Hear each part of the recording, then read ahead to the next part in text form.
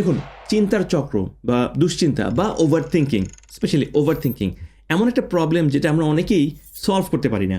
আমরা নিজেরাও জানি না কেন বারবার একই ধরনের দুশ্চিন্তা আমাদের মধ্যে ফিরে আসে। আমরা এটাও জানি যে দুশ্চিন্তা করে লাভ নাই, কারণ দুশ্চিন্তা করে অতীত এবং বর্তমান এবং ভবিষ্যৎ কোনো কিছু চেঞ্জ করা যায় না। স্টিল আপনার চিন্তার উপরে আপনার কন্ট্রোল নেই। আমি বিশ্বাস করি আজকের এই ভিডিও দেখার পরে এবং এই 5টির যে কোনো একটি উপায় ইউজ করে আপনি আপনার চিন্তার উপরে কন্ট্রোল রাখতে পারবেন এবং আপনার মানসিক শান্তি ফিরে আনতে পারবেন।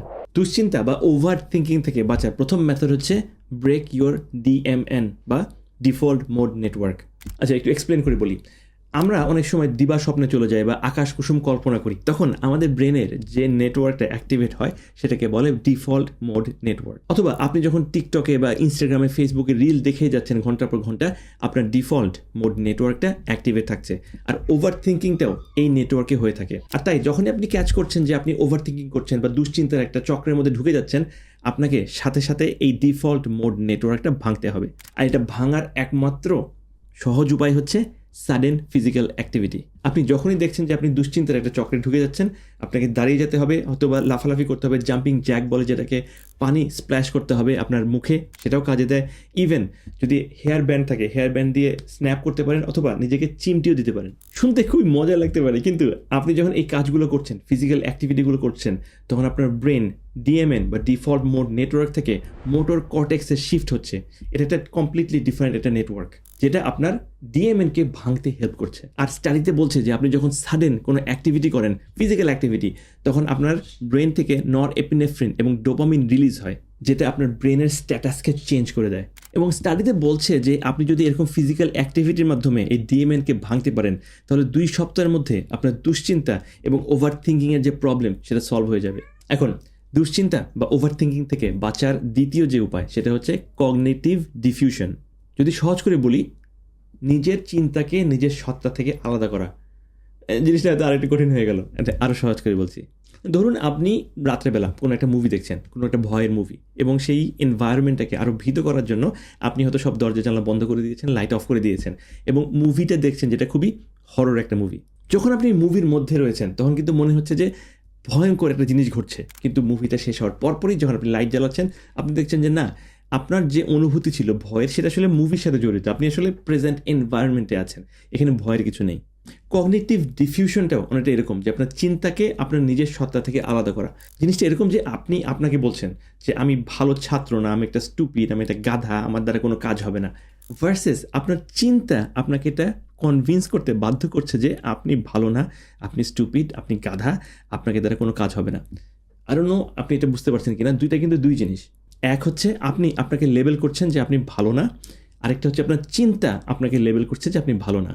এই যে আপনার মন আপনাকে কনভিন্স করার চেষ্টা করছে যে আপনি ভালো না, বা আপনাকে এটা লেবেল দেওয়ার চেষ্টা করছে, এই জিনিসটাকে সেপারেট করাকেই বলে কগনিটিভ ডিফিউশন। আর আপনি যদি আপনার চিন্তাকে আপনার নিজে থেকে আলাদা করতে না পারেন, তাহলে ওভার থিঙ্কিং বা দুশ্চিন্তা কখনোই যাবে না।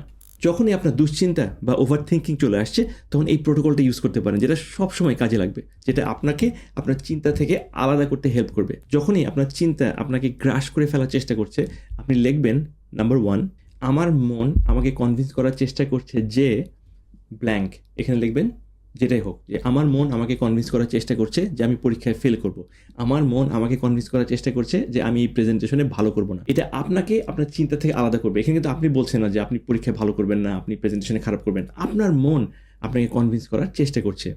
দ্বিতীয় যে জিনিসটা আপনাকে লিখতে হবে, কেন আমার মন আমাকে কনভিন্স করার চেষ্টা করছে ব্ল্যাঙ্ক, আমি পরীক্ষায় ভালো করবো না বা প্রেজেন্টেশন করবো না। এবং এখানে আপনার নিজেকে অ্যান্সার করতে হবে। যদি আপনার মনে হয় যে না, আপনার প্রিপারেশন ভালো না, সেক্ষেত্রে প্রিপারেশন নেন। যদি মনে করেন আপনার স্লাইড, প্রেজেন্টেশনের যে স্লাইড রয়েছে, সেই স্লাইডগুলো রেডি না, সেগুলো রেডি করেন। আপনার নিজের যে কমতি মনে হচ্ছে, যে কারণে আপনার মন আপনাকে কনভিন্স করার চেষ্টা করছে যে আপনি ভালো না, সেগুলো ট্যাকেল করার চেষ্টা করুন। মাত্র কিছুদিন আপনি যদি ইন্টেনশনালি এটা প্র্যাকটিস করেন, দেখবেন যে কোনো কাজের সময় আপনি যখন দুশ্চিন্তা বা ওভার থিঙ্কিংয়ের মধ্যে ঢুকে পড়েছেন, এই টেমপ্লেটটা ইউজ করলে আপনি খুব সহজে কগনিটিভ ডিফিউশনের মাধ্যমে আপনার চিন্তাকে কমিয়ে দিতে পারবেন। 3 নম্বর মেথড সেটা যদি আপনি ইউজ করেন, আগামীকাল সকাল থেকে আপনার ওভার থিঙ্কিং বা দুশ্চিন্তা 40%, 40% কমে যাবে। কিন্তু সেটা জানার আগে ধন্যবাদ আপনি যদি এই চ্যানেলে নতুন হয়ে থাকেন। আমার নাম মাহমুদুল, আমি একজন biomedical scientist and I have a PhD in molecular medicine.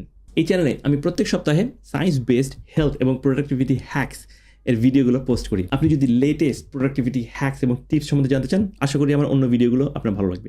চলুন দেখি ওভার থিঙ্কিং বা দুশ্চিন্তা কমানোর নেক্সট মেথডটা কি। এই মেথড, যেটা আগে বলেছি আপনার দুশ্চিন্তা বা ওভার থিঙ্কিংকে 40 ভাগ কমিয়ে দেবে, সেটা হলো মর্নিং ফোন ডিটক্স। দেখুন, অ্যাভারেজ মানুষের নর্মালি একটা রুটিন হচ্ছে, আমরা সকালবেলা ঘুম থেকে উঠেই আমরা ফেসবুক বা ইনস্টাগ্রামে যাই এবং বিভিন্ন রিলস দেখি। আমরা নিজেদেরকে অন্যের সাথে কল্পনা করি, অন্যের সাথে তুলনা করি এবং আমাদের কর্টিসল বা স্ট্রেস হরমোন বেড়ে যায়। আমরা ঘুম থেকে উঠে মাটিতে পা ফেলার আগেই আমাদের ওভার থিঙ্কিংয়ের যে সার্কিট সেটা অন করে দিই। ফোন ছাড়া আর যে কোনো কাজ করেন, যেমন যদি ব্রেকফাস্ট তৈরি করতে হয় সেটা করলেন, বাইরে হাঁটাহাঁটি করলেন, জগিং করলেন, কারোর সাথে কথা বললেন, বাচ্চাদেরকে দেখাশোনা করলেন, যেটাই হোক, ফোন ছাড়া যে কোনো কিছু যদি আপনি করেন, আপনার ব্রেন সারাদিনের জন্য একটা রেগুলেটেড একটা স্টেজে চলে আসবে। 90% মানুষ যারা সকালে তাদের দুশ্চিন্তার নেটওয়ার্কটাকে শুরু করে দেয়, আপনি মাত্র 1 ঘন্টা মোবাইল ডিটক্সের মাধ্যমে আপনার দুশ্চিন্তা বা ওভার থিঙ্কিংয়ের যে লুপটা সেটাকে সহজে ভাঙতে পারবেন। আর এই মর্নিং ডিটক্সের সাথে সাথে নেক্সট যে মেথড আপনি ইউজ করতে পারেন, সেটা সন্ধ্যার সময় বা রাতে ঘুমানোর সময় করতে পারেন, যেটা আপনাকে খুবই হেল্প করবে। সেটা হলো ইভিনিং জার্নালিং। আমাদের মধ্যে অনেকেরই বেশিরভাগ সময় দেখা যায় যে রাত্রেবেলা আমরা ওভার থিঙ্ক বা দুশ্চিন্তা করি, কারণ হচ্ছে যে আমরা সারাদিন যেটা করলাম সেটা লুপের মতো ঘুরতে থাকে এবং আমরা জানি না যে ওই চিন্তা নিয়ে কী করবো। ইউনিভার্সিটি টেক্সাসে একটা রিসার্চে দেখা গিয়েছে যে যারা তাদের দুশ্চিন্তাকে কোনো জার্নালে বা খাতাতে লিখে রাখেন, তাদের দুশ্চিন্তা অন্যদের থেকে অনেকটাই কমে যায় যখন তারা সেইগুলো চোখের সামনে লিখা আকারে দেখেন।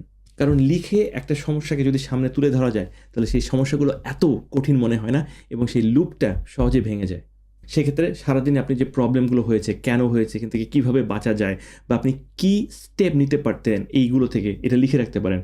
অথবা দুশ্চিন্তাগুলো কাগজে লেখার সাথে সাথে আপনি গ্র্যাটিটিউড বা কী কী ভালো জিনিস আপনার জীবনে আছে সেগুলো লিখে রাখতে পারেন।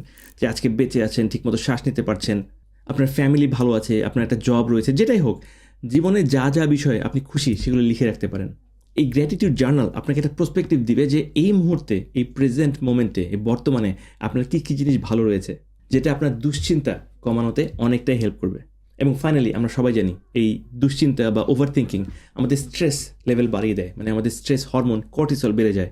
আর এখান থেকে বাঁচার জন্য একটা সহজ পদ্ধতি হচ্ছে ব্রিদিং টেকনিক। আজকে 2টা ব্রিদিং টেকনিকের কথা বলবো, যেটা আপনাকে খুবই হেল্প করবে আপনার স্ট্রেস লেভেল কমাতে। নাম্বার 1 হচ্ছে বক্স ব্রিদিং।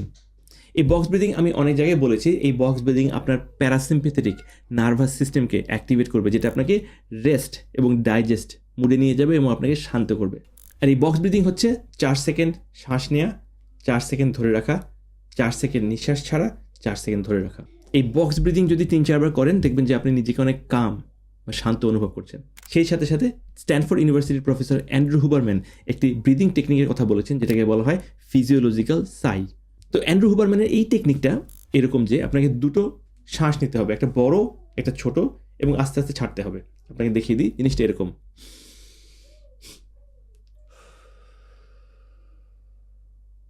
এটাকে বলা হয় ফিজিওলজিক্যাল সাই। অ্যান্ড্রু হুবারম্যান দেখেছেন যে এই ব্রিদিং টেকনিকের মাধ্যমে আমাদের শরীর থেকে কার্বন ডাই অক্সাইড খুব সহজে অফলোড হয়ে যায়। তাই কখনো যদি ওভার থিঙ্কিং বা দুশ্চিন্তার মধ্যে ঢুকে যান, তাহলে এই 2টা ব্রিদিং টেকনিক আপনাকে খুবই হেল্প করবে, বক্স ব্রিদিং এবং ফিজিওলজিক্যাল সাই। দেখুন, আপনি এই টেকনিকগুলো ইউজ করে হয়তোবা আপনি আপনার দুশ্চিন্তা থেকে বা ওভার থিঙ্কিং থেকে বাঁচতে পারছেন ঠিকই, কিন্তু আপনার কাজ করার মোটিভেশন নাই, অথবা কীভাবে কোনো কাজে ঠিকমতো ফোকাস করতে হয় সেই সম্বন্ধে আপনি জানেন না। সেক্ষেত্রে আমার 2টি ভিডিও রয়েছে ফোকাস এবং মোটিভেশন নিয়ে। আমি বিশ্বাস করি আপনি যদি প্রোডাক্টিভিটি সম্বন্ধে একটুকু সচেতন হন, তাহলে এই ভিডিওতে বলা সায়েন্স বেসড কিছু টেকনিকের মাধ্যমে খুব সহজে আপনি আপনার মোটিভেশন এবং ফোকাস করার ক্ষমতা দুটোই ফিরিয়ে আনতে পারবেন। আশা করি আজকের টিপস এবং ট্রিক্স আপনার উপকারে আসবে। আর দেখা হবে অন্য কোনো ভিডিওতে। ধন্যবাদ।